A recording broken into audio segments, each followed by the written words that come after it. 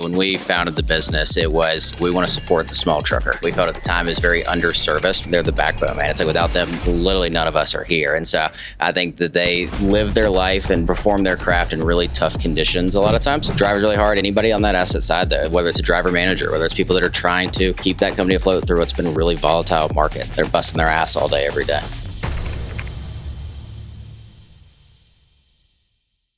Brent, so did you come up with the idea for OTR Select? So prior to working at OTR, I co-founded a startup called Nextboard, which was a carrier sales CRM, effectively. It integrated with the TMS, but it was all about, it had load matching built within it, a nice algorithm to kind of score carriers against, all that kind of fun stuff. I got really deep into the process of carrier sales there. And the question that we always got when selling Nextboard was like, well, what's the data source that you're leveraging to power this? And I was like, it's your data. So we were always kind of short on the data side. And then I got in touch with some of the folks at OTR, and they're like, well, we're sitting on a ton of data. And so it just kind of made sense as I was coming on board to be like, all right, let's figure out how we can actually leverage this data to the benefit of the carriers that are in the OTR network, and also, to the benefit of the brokers that we want to work with too. Yeah, so then on the OTR side, for years, we've had, whether it was our carrier clients saying, hey, can you help me find freight? Or brokers coming in and just saying, hey, how can I work with your carriers more effectively? And for us, it was always like, I don't know, right? Here, we'll introduce so-and-so to so-and-so. It was a lot of just kind of manual interactions. And so to Brent's point, we realized we're just sitting on top of all this information and data from both sides of the house. We know what carriers love to run what lanes. We know which brokers are moving that lane, with some of our carriers sometimes, other carriers other places, but vast majority of it's going to the spot board. And it's just saying, hey, how do we aggregate all this and deliver it out to both parties? And so that's what we ended up bringing Brent on to help us do, is build that actual network. Yeah, I think there's like a lot of, there's so much data out there, but that's like, it's not clean data, and you can't really utilize it, in many ways. And I think it's interesting that you all came up with this idea for like OTR Select, because like in a way, like everything's out there in some way, shape, or form. That information is out there, but it's like, how do you access that information in a way that it's actually like will help like a brokerage or a carrier for that matter actually like find better loads? Right, totally agree. I mean, I think all the other players in the space, they either have density, right? They've got a ton of data,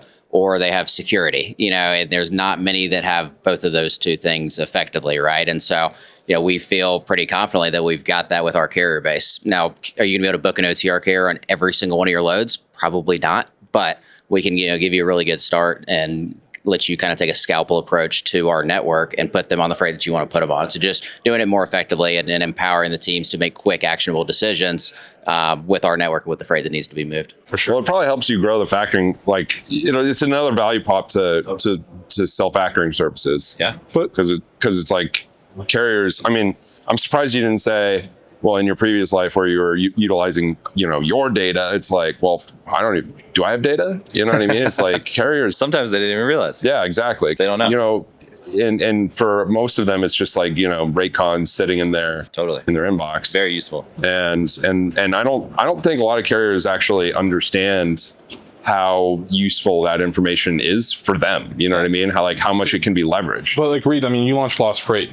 Yeah, well, I was a carrier rep for a long time, right? And essentially your job is to look at a big long list of loads and go find trucks. And what do you do to find trucks? It's like, if you can't use the load board, because at least back then they didn't let you. Yeah. For wisely. And so I was like, well, it was great when carriers would just tell me where the heck their trucks were. Yeah. You know what I mean? However, smoke signal, I don't care. Right. As long as they tell me versus me having to call them, all of a sudden I'm not wasting their time calling them, asking where their trucks are. I might not have anything. Right. But if I can know that one little bit of information, I might not waste their time. Yeah. You know what I mean? So it just made the hit rate way higher. And so I tried to do that. But come to find out, a lot of carriers, when you say to a carrier, oh, you don't market, and they're just like, what? Yeah. Market? Well, they're like, you don't post on DAT. It's like how they interpret that. But they don't, that is literally them marketing their product, right? Which is their capacity. Right. And then every broker sees that. They may run with them one time. They become a one and done, right? And it's really inefficient for everyone involved, because then they got to figure out, they got to onboard them, they got to vet them, which takes time and energy from the broker and the carrier sometimes. And then the whole at the backside of the load is like, how do you get paid? All that kind of stuff also becomes a challenge as well. So that's where like OTR comes in and actually helps streamline a lot of that for these guys, generally speaking. But we try and help set the carriers up for success as much as possible. Are you drowning in invoice chaos? Stop digging through inbox threads and email attachments to piece together your AP process. ePay Manager centralizes invoicing, document audit, and payments in one controlled system. Enjoy more clarity and less chaos with ePay Manager. Learn more by going to epaymanager.com. I think it makes a lot of sense, and we were saying earlier, it makes a lot of sense for you guys have a lot of skin in the game, right? Because you're ultimately the one, paying the shipper because you bought the invoice. So, but it's also interesting because like you have obviously all the carrier data, but you also know which brokers gave them the load. Yeah. So you also know kind of de facto what brokers are running what lane in their network. And so, I mean, there's a lot of good stuff there for sure. So it's cool. Yeah. Yeah. I mean, from the carrier perspective, right? Like, I've said this before, but like we truly believe the OTR carrier is the best of the best. And our underwriting team butts heads with our sales team all the time. We decline a lot of applicants that we get, and they are likely running great trucking companies. I'm not saying they aren't, but they just don't meet kind of the criteria that OTR has. And so, for our network, if you've made it into our network, you're kind of the best of the best. But then we also, as you mentioned, we sit on top of all this data that we know everything about the business. And so if a red flag does creep up, it allows us to move a carrier out of the network. Or for the ones that are operating, good business, it allows us to your point, market their services, effectively. And so it's just letting us position the carrier for more success than they may have on their own, just going to wherever they go today, right? So that matters more than like anything nowadays, having like a good carrier. And I'm curious because like I think in many ways like the industry just keeps evolving, right, with technology and stuff like that. And this is like a new product for brokerages and carriers out there, like OTR carriers. Sure. And like I'm kind of curious, like, do you think this is gonna be like a must-have for like brokers in a few years, where like they're gonna need this kind of access in order to actually get that good capacity? Because like nowadays, it's still new, and we're still evolving. But like I think it's I'm just kind of curious what your take is and where like it's headed as it emerges as a product. Yeah, I mean, I'll go first and let Brent give his opinion because it may be wildly different, but I think that if I'm being totally transparent, our tool may not be the best fit for every operation, right? Like we are not a very heavy factoring company in the drayage space, so to speak, right? Or in the LTL space. And so there will be operations that absolutely need other tools. But for the ones that are moving the type of freight that our carriers are hauling, we do believe it's going to be a tool that just makes sense. Like there's really no reason not to bolt it on, right? And it's a very large carrier network. I mean, if you look at just top line freight spend alone and compare it to a freight brokerage, OTR would be a top 3, top 5 freight broker. So we're sitting on top of just so much data, so many trucks, so many carriers that are, again, vetted. It allows us to kind of help these carriers go into market as one large fleet as opposed to individual operators. So, will there be people that don't need it? Sure. They're going to be brokers that we're not a great fit for. Absolutely. But for the ones that we are, I do think it kind of becomes a no-brainer. Every broker needs it. That's why I say, no, we've talked to how many brokers over the last 2 weeks? It's 75 or so. Quite a few. And there's a ton of interest in this. And I think this is just one more tool. Everyone's talking about capacity really tightening up right now. Yeah. And so I think this is just one more way that you can go about finding quality capacity, which is quality is a big adjective I'll leverage there to better run your operation at the end of the day. So I definitely think this is only going to grow. Like we may not be power only focused right now necessarily, but that doesn't mean that in a couple of years OTR just continues to grow left and right. So I think like they'll continue to, and more emerging products will come. Well, more products will emerge. You'll the other thing to think about too is as time goes on, you asked the question was kind of like where does this go in the coming years? It's like when you add new capacity information sources to like a rep who's already doing a bunch of stuff. Yeah, it's hard for them. Change management, 100%. Operationalizing it, right? Yeah, and so that can be a challenge to like get people to actually use it. Like, sure, it sounds great and it's good data, awesome, but you got to use it or else it's worthless. But like as time goes on, as people start plugging in all this like AI stuff, like that's just actually more good data to like for those systems to leverage.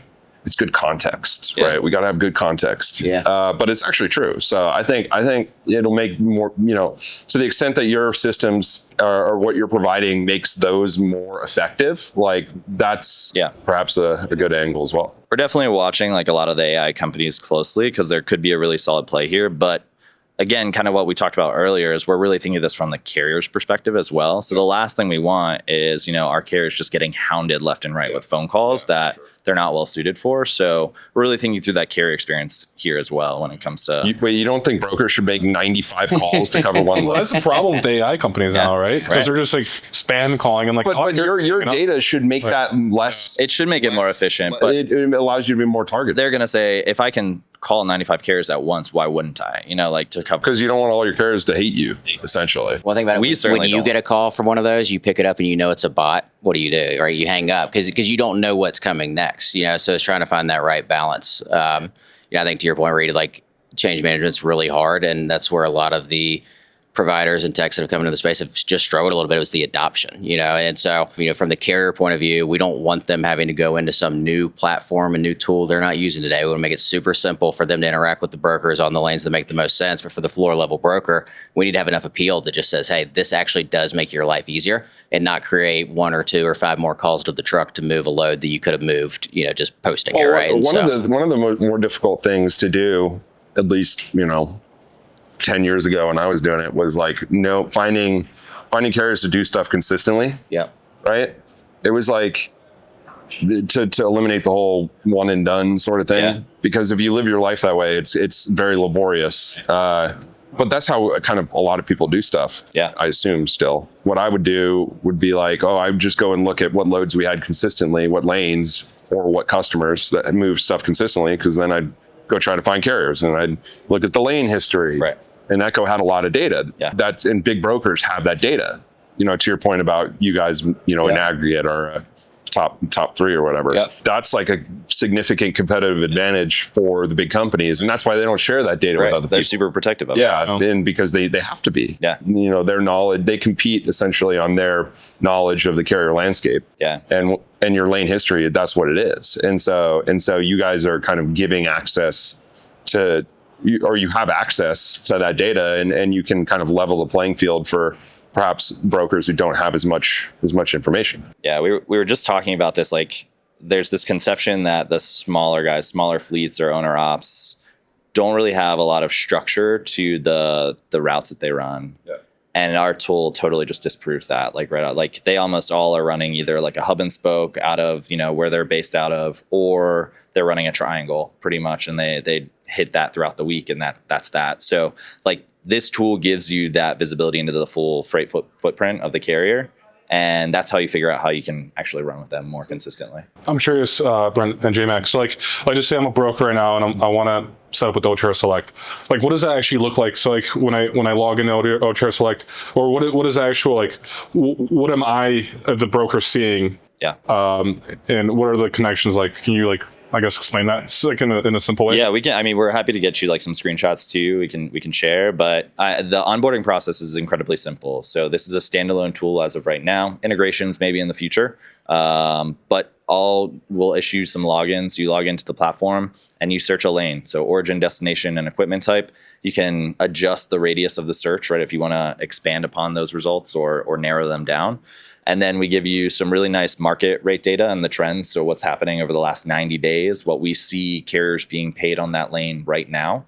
And then we provide our top carriers. So any carrier in the OTR network that's run that lane that you've searched over the last 90 days is going to show up there. We provide data like the frequency with which they've run it, the last time they factored with OTR, the last time they factored with you, like if they ran your as a broker's load, and we factored that, we'll display that there as well. Think of that as like in network, out of network. So we provide a lot of useful information and context for them as they're actually making these decisions. And then we realize the next step is obviously to reach out to those carriers. So we provide contact information. They can reach out directly, or we've built out a really nice request bid flow, and that it comes from OTR. So the carrier sees it. It's like our stamp of approval of the broker saying, hey, these guys are good. We kind of bless them. So whichever the broker prefers, if they want to reach out directly or go through this request bid flow, we've built that out. Today's episode is also brought to you by Control Chain. Struggling to find loads? Control Chain offers a cost-effective solution for carriers to secure more freight contracts with reliable shippers. Plus, you get a free tool that automates tasks like managing order details, updating customers, and sending PODs. Say goodbye to spreadsheets, emails, and phone calls. With Control Chain, you can manage everything on one platform, from planning and execution to getting paid. Sign up at controlchain.com and start receiving loads today. It's kind of like an OD search, like how you're using it at Echo, but now you have access to OTR solutions carriers. That's literally it. I mean, that's pretty cracked. I mean, that's pretty cool. I don't know what cracked means, but it sounds good. So Sorry, I mean, it kind of just means that like It's the kids are saying that. Yeah. Right. yeah, it's like it's a great tool because like when I was first broker, I had no access to DAT. They were literally like, hey, all you have access to is RTMS and Carrier 411. That's all you have access to. This was 10 years ago, and so all I would do is hop into every load and do OD searches all day. And in some lanes, like we were at a smaller broker, so some lanes didn't have that much data. Yeah. And then I mean that's huge. I'll key into one other thing. I'm a product guy, so I'll talk about the product all day long. But we have really strong adoption of our OTR app as well, and we get geolocation data from that as when our carriers log in and use it. So think about when they're doing a broker check or uploading documents from their previous load. And so we actually can see a lot of the time when a carrier is actually in the area, the vicinity of the searched origin too. And so we can say, if you've got a load you're trying to run today, that is a very strong candidate to reach out to. We're only going to continue to lean into signals like that in addition to the lane history that we have as well to say, okay, OTR network, where do you have an empty truck that you need filled right now? And we'll share that back to brokers via Select, and we think that's going to be really powerful. So I guess like now we could maybe change topics a little bit. We discussed this briefly beforehand. Yeah. It's like, what do you think is the most difficult job in our industry? Editor-in-chief of Freight Caviar. Or legal counsel for Freight Caviar, one of those two. But no, I mean, and so I've been with OTR for a little over 10 years. And so when we founded the business, it was, hey, we want to support the small trucker. We understood that was a large portion of the market. We felt at the time it was very underserviced from a just true partnership perspective that would drive their success. So my heart always goes out to the asset side of the house. I think drivers, obviously, I mean, they're the backbone, man. It's like without them, literally none of us are here. And so I think that they live their life and kind of perform their craft in really tough conditions a lot of times. Drivers really hard. Anybody on that asset side, though, whether it's a driver manager, whether it's people that are trying to keep that company afloat through what's been really volatile markets. That would kind of be where I lean is the driver, the fleet managers, people like that are busting their ass all day, every day. Yeah, I mean, I gotta say, like owner ops in particular, like they gotta manage a business, and I think about like when they negotiate with brokers, right? And they're trying to figure out like how much to break even for that particular load. Like there's a lot to consider, especially on an individual load level, but then taking into account things like maintenance of the truck and all that kind of stuff. It's a lot, man. They got to focus. They got to drive a lot every single day. That's a tough gig. They got to get 95 calls about one, from 90 different brokers about one load. It's such like a gamble. It's like, okay, I got an option over here. It's a deadhead of like 70 miles, but I'm kind of stuck maybe or something. And it's like, do they keep hunting for more like other options, or do they just kind of take the hit and say, that's what I'm going to do? Like I imagine it's quite stressful at the end of the day. Well, and it's interesting to take the focus from the beginning on like building for small carriers, because on the surface, it's like an incredibly difficult market to get at, to sell to. Right. One, because they're super busy and they don't have time for demos and like your nonsense. Sure. Right. And two, incredibly fragmented. And two, they're running super tight businesses, and they don't sound like they're printing money all the time. Dollars right. and cents. And so every dollar matters. And to your point on what did you just say? You just said something. I guess it was really profound. Very profound. Probably gone through that. We understood as a very underserviced, part of the market, right? But from a business standpoint, like you can sell to brokers and get them to sign you, a 6-figure check a year. Yeah, sure. Or you can sell to 1,000 carriers and get them to pay you $50 or something like that. Historically, for a market that's been very difficult to pin down, it's all these companies here have chosen to sell to brokers. Yeah, sure. And it makes sense if you think about it. But like, I mean, I think it's way cooler to not do that. Because it's harder, it's more of a moat, but Sell to carriers, it's cooler to sell to carriers. Oh, it's way cooler. Yeah, it's way cooler because it's a lot more difficult. Second to answer your question about the most difficult jobs. Second to being a driver or running a fleet and being involved in a fleet is selling to fleets. Carrier sales. For real. Like it's a claims manager, right? That job, I don't envy anybody. Yeah. Shout out lumpers. We need an update. I mean, it's really hard to make a good product and to try to like sell it to carrier. It's very difficult. And if you can be successful at it, you're going to have to earn their trust. Sure. And a lot of them have a significant distrust of technology, especially because most of the tech that's rolled out has been serving the brokers first and foremost. It's very broker oriented. Or it's been like some sort of surveillance tool to like track them, right? Or driver facing cameras or speed limiters or whatever. Insert tech here. A lot of drivers are like, man, screw that stuff. Like, I hate that stuff. I don't like technology. Yeah. And so when you're calling them being like, hey brother, like I've got some tech here to help you market your services better. They're like, what's the catch? They're like, yeah, how are you going to screw me? It's just like, man, I'm trying to like help you, dude. Like, but I get it from their perspective. And you tried it with Lost Freight. Yeah, dude, it's hard as hell. Yeah, and they're very price sensitive. Dude, we've been trying to sell like $20 a month to a guy who has got 10 trucks. You know what I mean? It's like $240 a year. Yeah. And if you get one good load, that makes you $240 more. It pays for the whole year. And still, despite that, it's still really difficult. Yeah. Because a lot of times that's not the frame they take when they look at it. And rightly or wrongly, that's just not the frame. And so it is what it is, right? It's difficult. But to be successful at it, especially to have spent probably the majority of the company's history at OTR just focusing on factoring, that's a good kind of wedge into the market because you're providing them a valuable service, cash flow, right, or quick payments, sure, and reliable payments, and obviously like the security of knowing they're hauling for the right people. Yeah.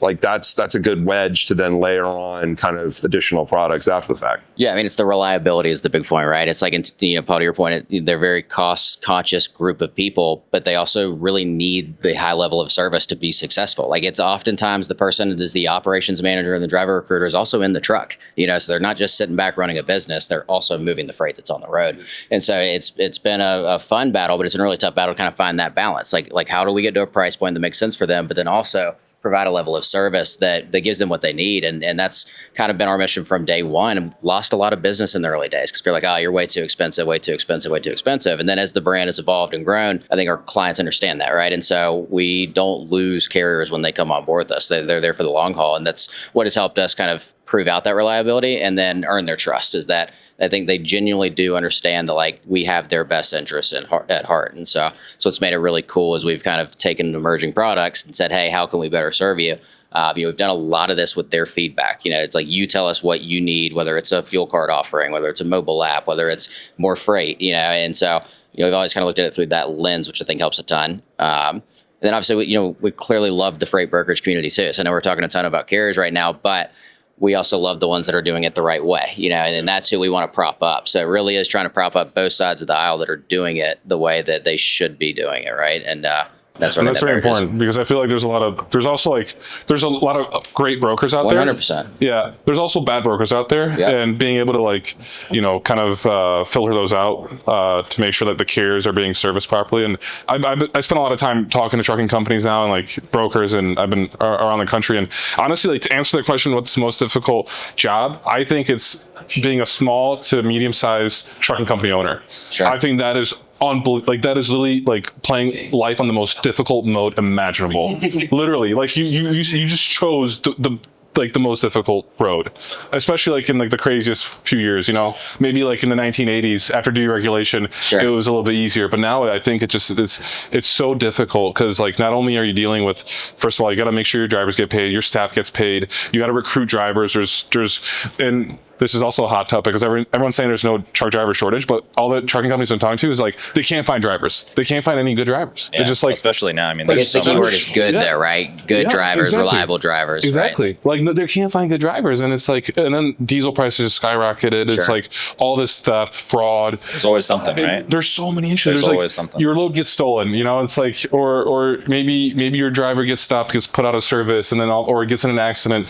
Then there's like these like insurance scams accidents where like you get like you get in like a minor accident with a semi truck, and you see all the billboards. Yeah. And it's crazy. They're all going after trucking companies. Yeah. And like they're trying to get like millions of dollars from them. Like a small trucking company might be in an accident, and then all of a sudden like they get a they get a small accident, and the judge rules against them, and all of a sudden they shut down. Right, They're exactly. forever. And I'm like, this is crazy. Like brokers have a really difficult job, but it's all like digital, right? It's Right, all sure. just sitting through an office. Like you're not dealing with an asset. Yeah. And I'm like, I have so much empathy for like these small to medium sized trucking company owners, because I'm like, that literally is the most difficult job, I think. It's crazy. Definitely is. OTR is a bit of a cheat code for them, but yeah. It helps, right? Yeah, definitely. Like you need tools. You need the right people. And That's what it tools. is. Like factoring is largely a commoditized service. Like there are other factors out there, and it's I think what the other things OTR brings to the table for those carriers that really makes it stand out. And now OTR Select is just one more element that we're helping them find freight that's reliable and can help them run their business. Today's podcast is also brought to you by FreightFlex. Ready to take control of your future? Freight agencies are everywhere, but how do you pick the right one? At FreightFlex, we're proud to offer the #1 freight agent program in the nation, backed by an unmatched tech stack and a world-class support team. It's time to ditch the corporate grind and build your own freight agency powerhouse. Take charge, earn what you're worth. Contact us today for a tech demo and see why FreightFlex is where business owners are built. Shout out to the small carriers, man. Hey, Yeah, small and medium sized businesses. It's also way cooler to have assets. It's cool. 'Cause it's so difficult. Yeah, I mean, it's doing hard stuff is awesome. Reed likes to live in hard mode. You gotta be. He likes to talk about. Hey, dude. As long as there's somebody else doing Truck it. Parking Club is asset based now, dude. We've got a truck, and we also have a DOT number. What's your MC number? Let me look it up. We don't have an MC. We only have a DOT. Because come to find out, if you want to pull your own trailer and move your own stuff, you still need a DOT number, and that means you need to do the alcohol clearinghouse. It means you need to do all the screenings. Like you have to essentially, it's a lot. It's a lot of stuff. You know what I mean? And so obviously I kid in saying we're asset based, although we are. I mean, if you run a successful brokerage, sure, be proud, great, awesome, congratulations. And I mean that, I'm not throwing shade at that, but any business is hard. But when you're actually operating out there in the world, and you've got, hundreds of thousands of dollars worth of equipment, and you've got a massive target on your back, to your point about the billboard attorneys, and everyone's looking for you to screw up. And also you're doing it in an incredibly difficult market. It's man, you should take some pride in that. I think that's pretty cool. Yeah. And there's a lot of cool trucking companies out there. You know what I mean? Some of the best names. Dude. Big ass freight, and I just love the fun. We could do a whole segment. Yeah. We could do There's a whole also segment. some really bad names Yeah, too. very. Sometimes I don't know if they're intentionally bad and therefore kind of ironically good. We should do rankings or ratings. We should give a trucking name and rate it 1 through 10. My favorite trucking company name group is where it's a dude's name, trucking. It's Right. Danny Herman Trucking, right? Or Shout out to Danny. yeah, and you just know there's some guy named Danny who's just Sure. awesome, Yeah. and now he's got all these trucks and his name's everywhere. He's the Don. You know? Yeah, and I feel a lot of those first name, last name trucking are from Iowa or Wisconsin, and they Or Alabama. Yeah, and I feel like those people tend to have really cool equipment too, and you see them and you're just All the kind of damn, OG trucking companies. yeah, for This sure. is so much fun. I took a photo of a couple of them. There's some Willie one. I forgot the name. Willie something. Probably Wiley Sanders. Yeah. If There you go. pull into Troy, Alabama, it's like that scene in Jurassic Park when they come over the hills and all of these dinosaurs. You just see Wiley Sanders trucks everywhere. It's unbelievable. I It's saw the coolest one thing of I've the ever trucks out of seen. Mississippi, took a photo of it, and then 2 days ago in El Paso, one just drove right next to Isn't us. that the coolest? Yeah, it's honestly It brings out amazing. the little kid in you sometimes when you see it. Oh, You're for sure. honk, honk. we had drivers honking at us yesterday. We're taking photos on I-10, and it was just we're on this bridge, and we're taking photos, and the truckers are honking at us. Yeah, but what do you think of the Super Ego Holding trucking name? 1 out of 10, what'd you give it, Reed? Rank the name. Rate the name. It's a bit Freudian. Or no. It's a bit. I was brain dead. It's a bit Freudian. I'm not entirely sure. Freudian. Well, I mean the ego. And the This super ego. podcast just got way more highbrow by you bringing up I mean, Freudian. the id, the ego, and the super ego. That was Freud's thing. So I perhaps, and the super ego is kind of the laudable part of you, I guess.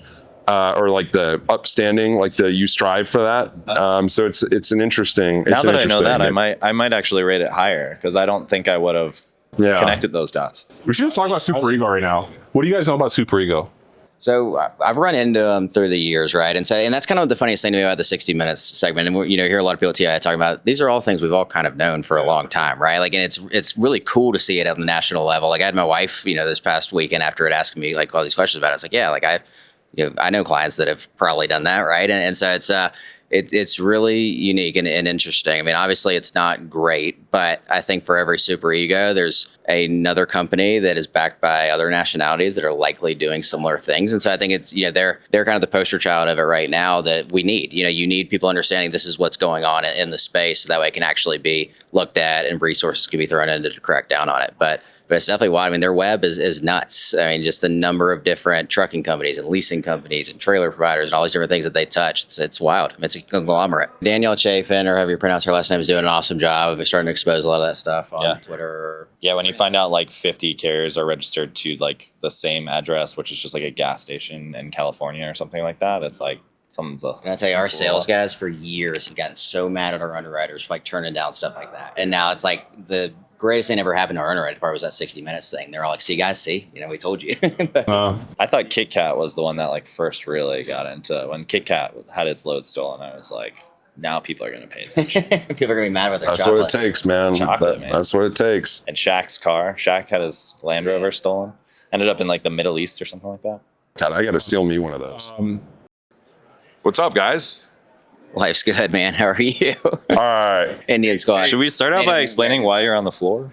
So, hey, welcome. We are live. I guess we're not live, but we are currently recording at. Is this Capital Ideas? It is. It is the Capital Ideas. So all of these are in the same JWs though in different cities, so you feel like you've been at the same conference for 2 years. It's the weirdest thing in the world. Yeah. It's like Groundhog Day.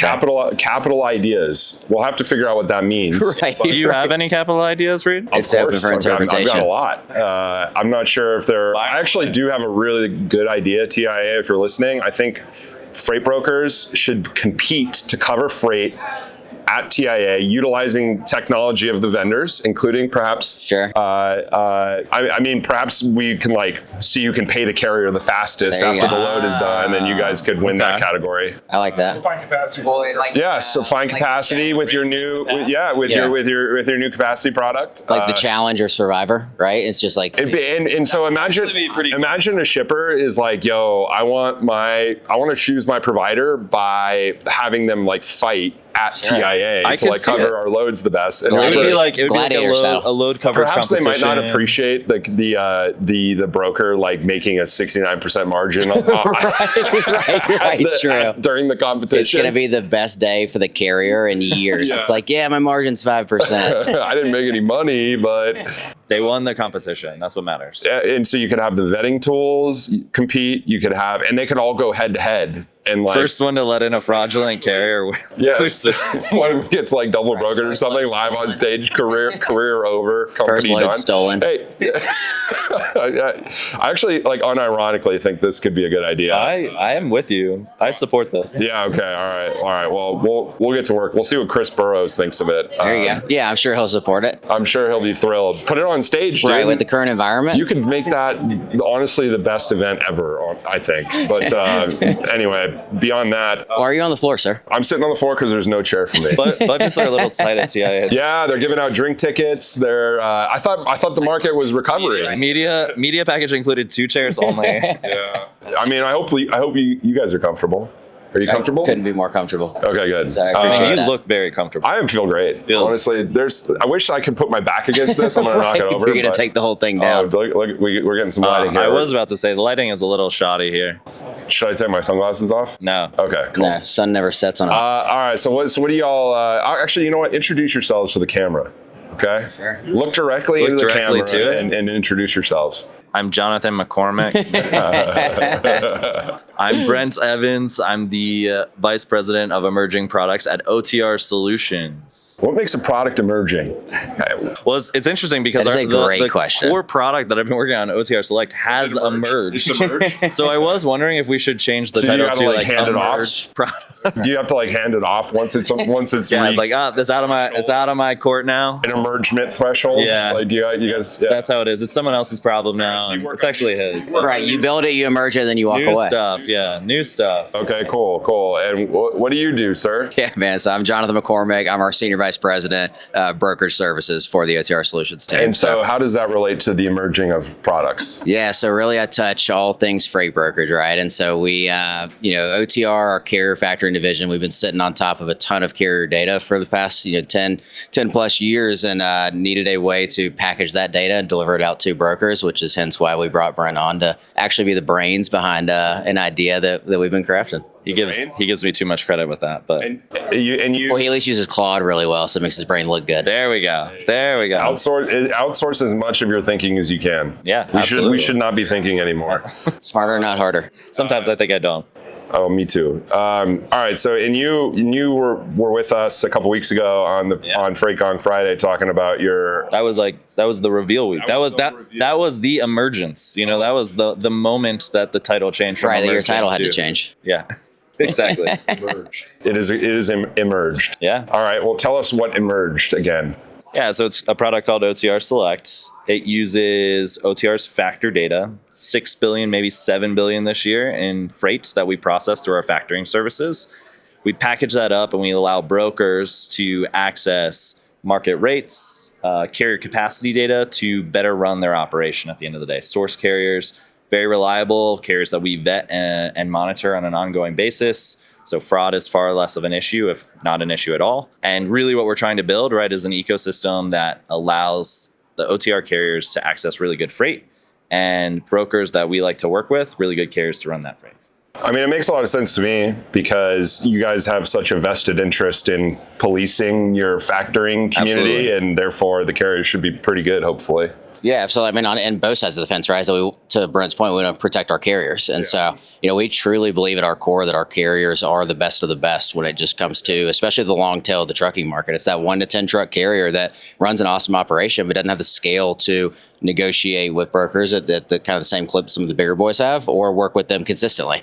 And so it's how do we make that carrier base easier to access, but also put them in front of good freight and not open them up to risk of any and everybody. And so I'm sure the carriers who historically, I don't want to paint with a wide brush here, but have not done a super good job historically marketing their services to brokers. Sure. And Trying to run a business. yeah, well, they've got their hands full doing real work. That's right. And they don't sit around and think about how do I make it easier for brokers to know what lanes I run and stuff like that. That's right. But you guys can kind of like passively do that for them, I guess. Yeah, absolutely. I think a lot of the brokerage market thinks about the small carrier as a carrier that's going to run anywhere and everywhere that the freight is paying, right? And that's kind of the running joke that everybody has is that carrier fills out a onboarding packet, whether it's through highway or MCP or anything else, and they love to run the lower 48. Yeah. Well, in reality, they don't, right? They've got a freight footprint that they focus on certain regions of the country, but it's hard to get that across to the brokerage sales floor. Right? Well, you guys have the revealed preferences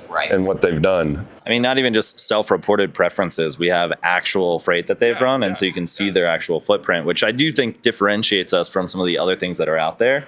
Carriers are going to do whatever they can to position themselves to get more freight, right? So if they're asked what are the preferred states they like to run in, they're going to mark all lower 48, right? And they, like a two carrier. When in reality, they're like, oh, well, I'll go to Fort Worth, but I won't go to Grand Prairie. Right. And if you go north of 20, you're going to pay Absolutely. 3 times the amount.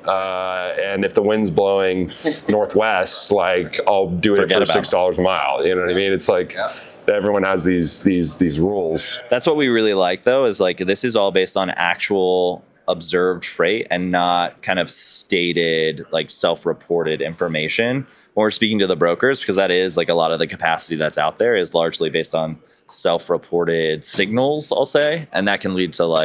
So how like quickly? Sorry to cut you off, but before I forget this question, what is like the feedback loop on this? Like, so I factor a load and it's immediately available. That data set is constantly growing about me. Yeah, this is basically updating in real time. Yeah. As soon as our carriers provide us the paperwork once they deliver a load, that's automatic. We have automation in place that just consumes that information and puts it directly into the system, and we're spitting that back out to OTR Select pretty much instantly. Yeah, and they're generally invoicing us within 10 to 15 minutes of delivery. As soon as that truck's offloaded, before they get on to the next, get back on the road, they're going to invoice us. We're going to buy it, fund them out, feed the model. Is there ever going to be a thing where they're like, hey, I just factored this load and now I want to go here? Or is that like so you can get a more like less like, oh, when this an actual truck is empty and where they're going next? Yeah, absolutely. So a lot of our smallest carriers use our mobile app for their invoicing. So it allows us to pull in their geolocation, and then we can alert a broker to say, hey, this truck is in this location at this time. They accessed our app to invoice us.